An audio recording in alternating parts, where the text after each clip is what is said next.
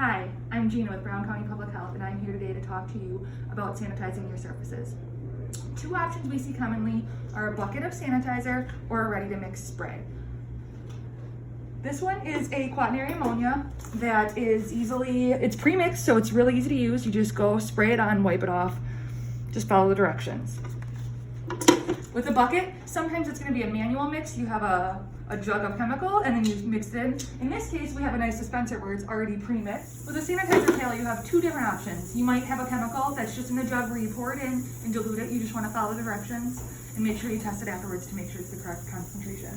Here we have a nice setup where all you have to do is hit your button and fill your bucket up. Once it's filled, we want to take our test strips to make sure it's the right concentration, because sometimes the mechanism in here can get clogged and it might not come out at the right concentration even though it's set properly. Now that we have our bucket filled, we just want to test it to make sure it's the right concentration. Depending upon the chemical you have, you're going to have a variety of test strips, so just make sure you have the right test strips for the chemical you're using.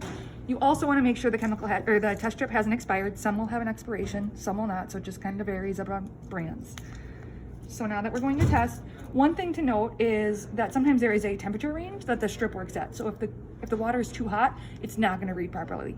You always want to use kind of a room temperature water for sanitizing, otherwise the chemical will burn off. When you are testing, you want to make sure you don't go directly into the bubbles because that's where it's the most concentrated. So you might have to wait a little while or kind of brush it around.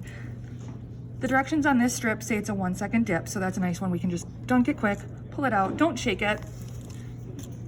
We're looking for about 100 to 200, and so we're right in the right range there with that 200, so that's perfect.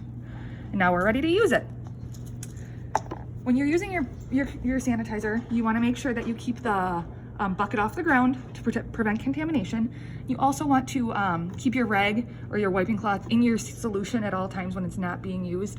If it sits outside on the counter, it's going to let bacteria grow and harbor, and then you're actually just going to spread that around rather than sanitize as you are trying to do. Thank you so much for your time.